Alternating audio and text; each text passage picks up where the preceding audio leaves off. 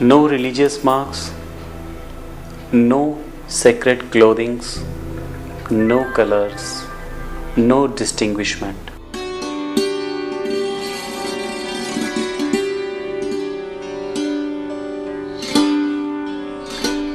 आपकी विशिष्ट पहचान यदि शरीर से संबंधित है तो वह केवल और केवल आपके अहंकार का सूचक है। Why you want to look different? क्या बहुत बड़ी हुई दाढ़ी से ज्ञान आ जाता है? टीके लगाने से क्या ज्ञान आ जाता है? मालाएं पहनने से क्या ज्ञान आ जाता है? मुक्ति हो जाती है? धोती कुर्ता भगवे वस्त्र क्या ईश्वर की प्राप्ति कराते हैं? ऐसा नहीं है। यदि ऐसा होता ये तो बहुत सरल सी दुकानदारी हुई। आपने टीका लगा लिया, मालाएं डाल ली, धोती कुर्ते पहन लिए, बड़ी बड़ी दाढ़ियाँ, बड़े बड़े बाल आपने बना लिए, जटाएं बिखेर ली और आप ज्ञानी हो गए, आप मोक्ष को प्राप्त हो गए, आप अनंत में विलय हो गए। ऐसा संभव नहीं है। इस डिस्टिंग्विशमेंट ने, अलगाव ने जितना अहित मानव का किया है उससे अधिक अहित कुछ भी नहीं हो सकता। हमारे साथ ऐसा हमेशा से हुआ है। मैंने एक कहानी सुनी है। एक आदमी बहुत अच्छी बांसुरी बजाता था। जब वह मरा तो उसने वह बांसुरी छोड़ दी पीछे अपने वारिसों के लिए। वारिसों ने भी उस धरोहर को बहुत संभाल के रखा और उसके ऊपर उन्होंने चांदी मढ़वा दी कि यह उनके पुरखों की निशानी है।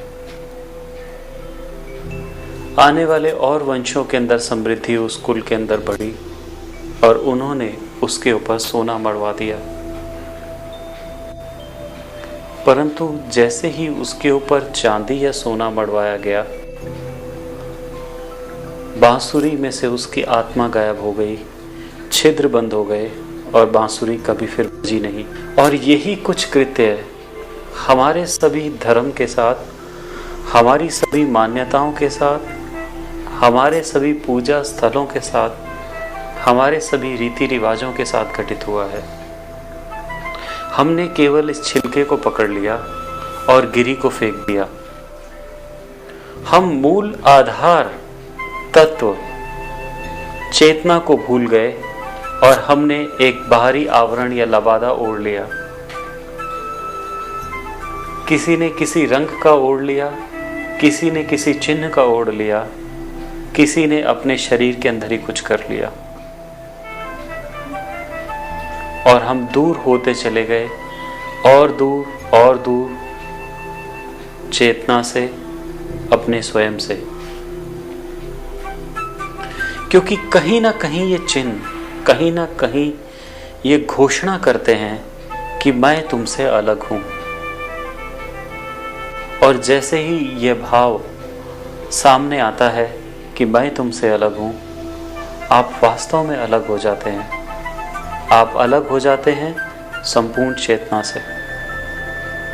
आप केवल इस भीड़ से अलग नहीं होते, आप अलग हो जाते हैं परमात्मा से भी, और आप कभी फिर विलय नहीं कर पाते।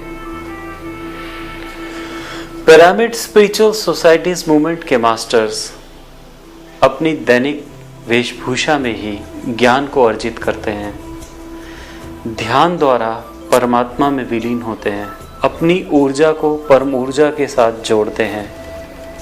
यहाँ पर कोई भी मार्ग, कोई किसी प्रकार की शारीरिक गतिरोध, बंधन, आइडेंटिफिकेशन, डिसआइडेंटिफिकेशन सिस्टम नहीं है। यहाँ पे आपका वस्त्र भी श्वास है, आपकी पूजा भी श्वास है, और इससे अधिक प्रमाण की क्या आवश्यकता होगी कि पिरामिड स्पिरिचुअल सोसाइटीज मूवमेंट के साथ असंख्य डॉक्टर्स जुड़ गए हैं। आज वह डॉक्टर्स किसी सेहत का उपचार नहीं कर रहे, शरीर का उपचार नहीं कर रहे, आत्मा का उपचार कर रहे हैं।